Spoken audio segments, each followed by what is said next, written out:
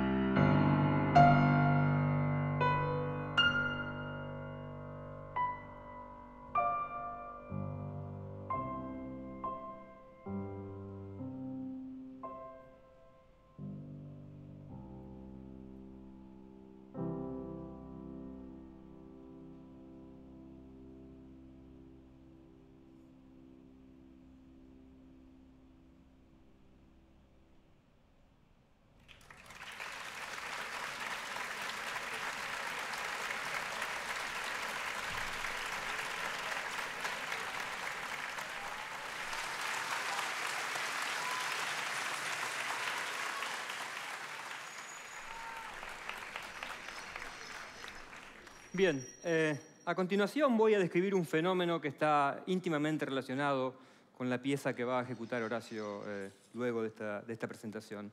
Es un fenómeno al que seguramente todos ustedes están acostumbrados, lo han visto, pero que no conozcan por su nombre, que es el del movimiento browniano. Déjenme darles la siguiente idea. Imagínense que están en el cine, está por comenzar la película, se apagan las luces, el único haz luminoso que pueden ver es el que viene del proyector, y si miran con detenimiento en la zona donde se emite ese haz cerca de la cabina del proyector, van a ver que el haz es tan potente que nos permite ver partículas muy diminutas moviéndose de una manera muy extraña, ¿sí? Moviéndose como al azar, incesantemente, en zigzag, y en algunos casos parecería como si estuviesen violando las leyes de la física, moviéndose hacia arriba en lugar de caer por la gravedad. Esas partículas no son otras que partículas de polvo, que a simple vista en general no son visibles, pero que con el haz del reflector lo podemos observar. Son partículas que tienen un tamaño muy pequeño, del orden de 1 micrón, esto es una milésima de milímetro. Si no lo recuerdan, si no lo pueden imaginar, déjenme mostrarles un ejemplo. Lo que tienen aquí es una reproducción en laboratorio de este fenómeno. Es un recipiente con agua en el cual se colocaron unas pequeñas esferitas de telgopor, de tamaño 1 micrón aproximadamente. Y lo que pueden ver es que estas esferitas se están moviendo incesantemente. Parecería con un movimiento completamente aleatorio y en algunos casos, sobre todo en las más pequeñas, pueden observar que se mueven distancias aún mayores que las de su propio tamaño. ¿Por qué se llama movimiento browniano? Porque justamente la persona que sintetizó el conocimiento sobre esto, el primero que lo hizo, allá por 1827, fue el biólogo Robert Brown. Lo que Brown examinó en realidad era qué es lo que sucedía si uno ponía en agua unas pequeñas partículas que se encuentran en los granos de polen de algunas plantas. Y notó que se veía este movimiento incesante. Brown trató de descartar posibles orígenes para este movimiento, en particular que no fuera que estos objetos estaban vivos y se movían a su propia voluntad, y para ello se hizo traer semillas de las pirámides egipcias para asegurarse que tuviesen 2000 años de muertas. También descartó que se tratase de un movimiento debido a una corriente de aire o una corriente del agua. Brown no llegó a explicar cuál era la razón por la cual eso ocurría. Y déjenme decir esto con una forma de provocación hacia algunos colegas, incluyendo al ministro, que hacía falta mucho más que un biólogo para explicar cuál era la razón de este movimiento. Hacía falta un físico teórico de los mejores, si no el mejor. Y si yo les preguntara quién creen que explicó este fenómeno, todos acertarían. Simplemente porque si les pregunto quién creen que explicó cualquier fenómeno de la física, todos dirían que fue Einstein. Y en este caso es cierto. Einstein en 1905, mientras hacía su trabajo en la oficina de patentes de Berna, en sus ratos libres, desarrollaba la relatividad, algunos estudios sobre la mecánica cuántica, y cuando le quedaba un ratito, explicaba el movimiento browniano. Tal fue la situación es que en realidad su tesis de doctorado fue justamente la explicación del movimiento browniano. Y la explicación tuvo implicancias muy fuertes, porque lo que Einstein llegó a la conclusión es que el movimiento estaba originado en el movimiento de los átomos que forman el fluido.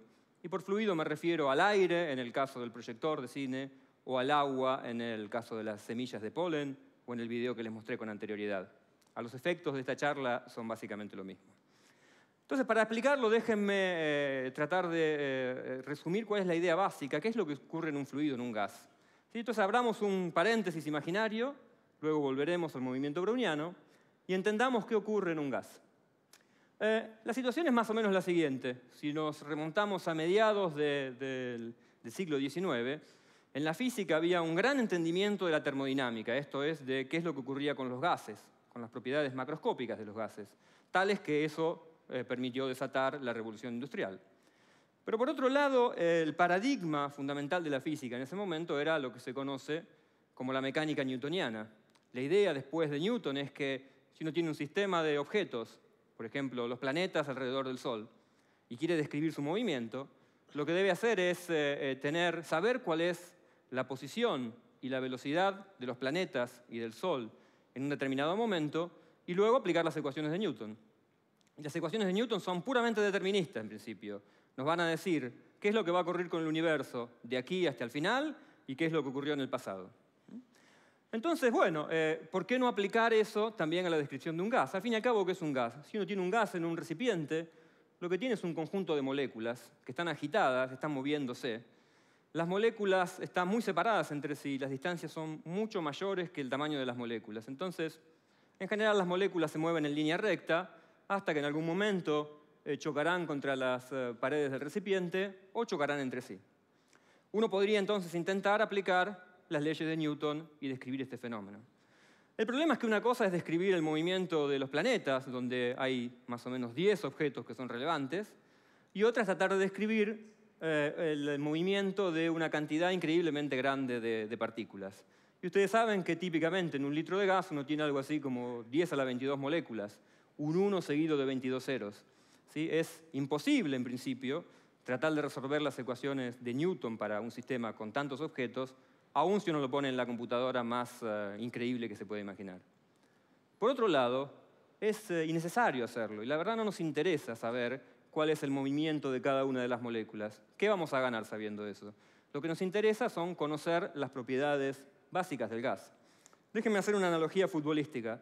Supónganse un partido de fútbol del campeonato argentino, San Lorenzo contra Boca. Termina el partido. Una vez culminado, el periodista va a escribir la crónica del partido. Cuando escriba su crónica no va a redactar todos los movimientos que dio la pelota durante 90 minutos, los piques al vacío del marcador lateral derecho y los rechazos increíbles del defensor. Lo que va a hacer es circunscribirse a cuáles son los resultados, las cosas más importantes del partido. Esto nos va a decir si hubo expulsados, cuáles fueron las jugadas más relevantes, quiénes hicieron los goles y, por ejemplo, y por supuesto, terminará diciendo que una vez más San Lorenzo venció a Boca. Ahora, sí, esa es una manera de sintetizar el conocimiento en lo que es relevante. Es una forma de tratar el sistema de un punto de vista estadístico, sin preocuparme por cada detalle, pero sí por las cosas que son importantes. ¿Y qué es lo que es importante en un gas? Bueno, ustedes saben que cuando uno quiere entender cómo se comporta un gas, hay básicamente 3 cosas que son las más relevantes. Una es el volumen en el que está contenido. Eso viene determinado por el contenedor, no hay mucho que explicar. Otro es la presión y otro es la temperatura. Bueno, resulta que si uno aplica las ecuaciones de Newton de una manera estadística, sin preocuparse por lo que ocurre en cada molécula, sino por lo que ocurre en el promedio, llega al entendimiento de todas estas magnitudes en términos muy simples. Por ejemplo, la temperatura de un gas no es otra cosa que el promedio de la energía cinética de las moléculas. ¿Qué quiero decir? Las moléculas se están moviendo a una cierta velocidad, tienen una masa, les corresponde una energía cinética. El promedio de todas las energías cinéticas de todas las moléculas es la temperatura del gas. Cuanto más alta sea la temperatura, mayor será el estado de agitación de las moléculas y mayor su velocidad y su energía. La presión no es otra cosa que el resultado de los choques de las moléculas contra las paredes del recipiente. Cada vez que una molécula choca contra las paredes, le transmite impulso, es decir, le ejerce una fuerza, y el promedio de todos esos impulsos transmitidos, de todas esas fuerzas, lo divido, es la fuerza total, lo divido por la superficie y tengo un entendimiento de la presión. De alguna forma, lo que uno hace al hacer una descripción estadística es resignar un poco de ese determinismo, de tratar de comprender lo que pasa con cada molécula y contentarse con entender cuáles son las magnitudes relevantes macroscópicas que nos sirven para utilizar los gases, por ejemplo. Como dije, no podemos determinar cuál es la velocidad de cada molécula, pero la descripción estadística nos permite sí comprender cuál es el perfil de velocidades. ¿Qué quiere decir un perfil de velocidades? Básicamente, cuántas moléculas voy a encontrar, ¿sí?, en promedio que lleven una determinada velocidad dentro del gas. Por ejemplo, esta es la curva de velocidades de un gas a temperatura ambiente. Y lo que tienen en el eje horizontal es la velocidad en metros por segundo. Y en el eje vertical es la probabilidad de encontrar una molécula con esa velocidad. O lo que es lo mismo, básicamente, la altura de esta curva nos dice cuántas moléculas hay con una velocidad como la que aparece en este eje. En primer lugar, fíjense que las moléculas están realmente agitadas, velocidades que son cientos y a veces miles de metros por segundo, a una temperatura ambiente. En principio hay unas pocas moléculas con una velocidad muy pequeña. La mayoría de las moléculas, en este caso, tienen velocidades del orden de 500 metros por segundo, pero la distribución esta es continua y entonces vamos a encontrar moléculas con velocidades muy disímiles, desde 0 hasta 1500 metros por segundo. ¿Sí? Y con esto es que vamos a poder entender el movimiento browniano o cómo Einstein aplicó este conocimiento de la época para comprenderlo. Pero por supuesto recuerden que siempre que uno abre un paréntesis hay que cerrarlo, así que imaginariamente cerremos ese paréntesis y volvamos al movimiento browniano. Y lo que Einstein postula y se da cuenta, y ahí se ve su genialidad, es que la razón por la cual las partículas esas que observamos, como ejemplo las esferitas que estaban en el video o las partículas de polvo en el cine, que podrían estar representados por este objeto grande, en realidad se mueven como resultado de las colisiones de los átomos con ellos. Ahora, Einstein no fue el primero en proponer esto. Hubo otros científicos que lo propusieron, pero enseguida abandonaron la idea. ¿Por qué? Porque esta partícula, que es la que podemos observar, es un objeto pesado. ¿Sí? ¿Cuánto pesado? Unas 1.000 millones de veces más pesados que los átomos. Entonces era irreal imaginarse que un átomo colisionando con estas partículas podía llegar realmente a moverlo, a alterar su trayectoria. Como un mosquito chocando contra un tren no puede alterar su trayectoria tampoco. Lo que Einstein comprendió es que, dada la gran cantidad de moléculas que hay en el fluido, en el gas o en el agua, en realidad la cantidad de choques es enorme. Y de hecho él estimó que hay unos 10 a la 20 choques por segundo. Un 1 seguido de 20 ceros de moléculas chocan en cada segundo a este objeto. Y como las moléculas tienen, como les mostré antes, velocidades muy disímiles y aparte vienen en direcciones muy distintas, cuando chocan, sería muy raro que todas esas partículas que estén chocando sean tales que el resultado neto de eso sea que no se mueva el objeto. ¿Sí? En general lo que vamos a tener es que en un determinado instante habrá más partículas, más moléculas que lo chocan de la derecha que desde la izquierda, y entonces este se moverá hacia allá, en otro momento se moverá hacia el otro lado, hacia arriba y hacia abajo. Y como la distribución de velocidades es muy extensa, hay partículas desde 0 hasta 1500 metros por segundo, la trayectoria será, desde el punto de vista de ver cómo se mueve este objeto, parecerá ser un movimiento en zigzag. De hecho, lo será, y parecerá ser completamente aleatorio. Para darles una idea un poco más ajustada, tal vez miren esta simulación. Supongan que el objeto rojo que está ahí es el que podemos ver, imaginen que es mucho más grande, y los azules son los átomos del fluido. Ven que en cada golpe que le van dando, el objeto empieza a moverse hacia distintos lugares. Y si miran en el gráfico de la derecha, van a ver que lo que realiza es una trayectoria que es zigzagueante, parece completamente aleatoria, y en realidad su movimiento está determinado por el choque de cada uno de estos objetos.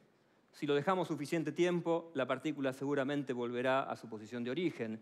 Después de mucho tiempo no va a recorrer una distancia neta, pero segundo tras segundo sí se irá moviendo de la posición en la que se encontraba.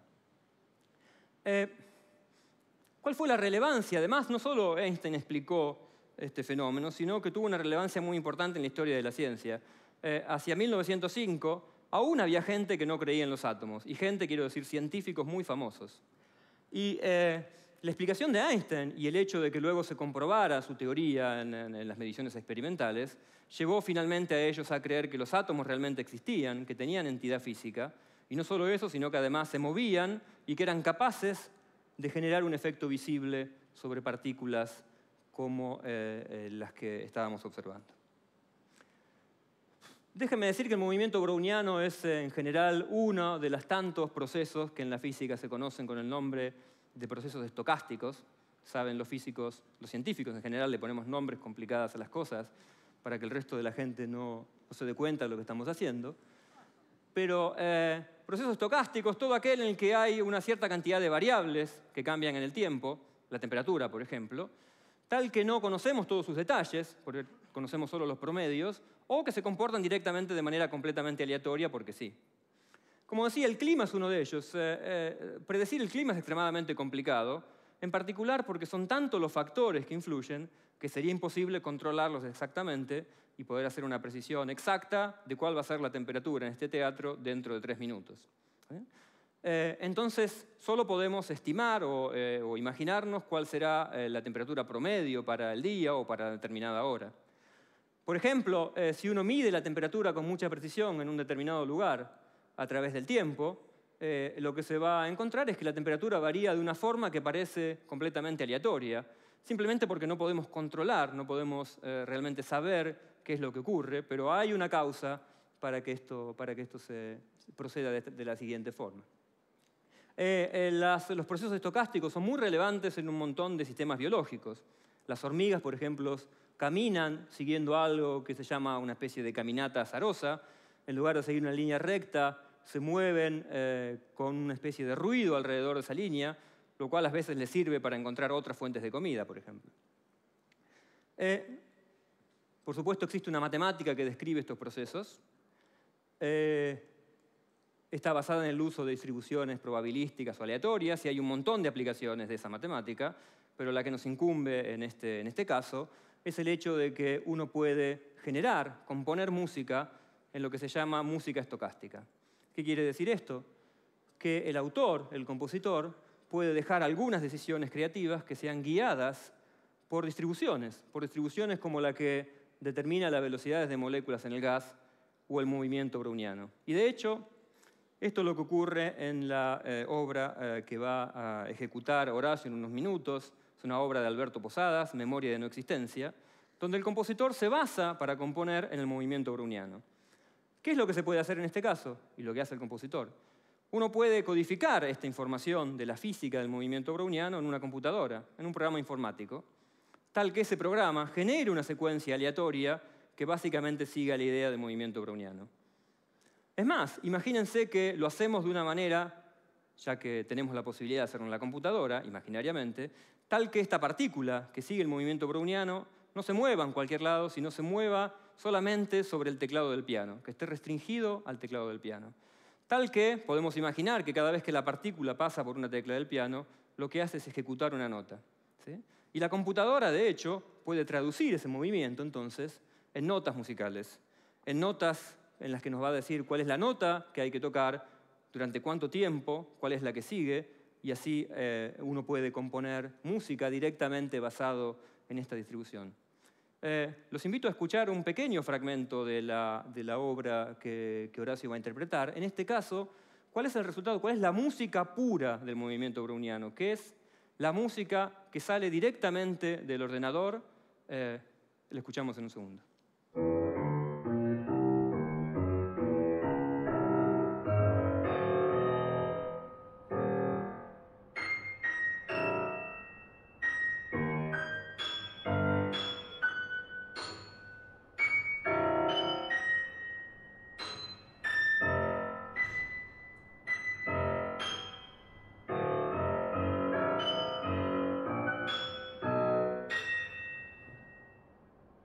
Eso es lo que sale directamente del movimiento browniano de la computadora. Por supuesto, el artista lo enriquece. En particular, van a escuchar ahora el mismo fragmento exactamente, luego de los arreglos del compositor para piano y electrónica.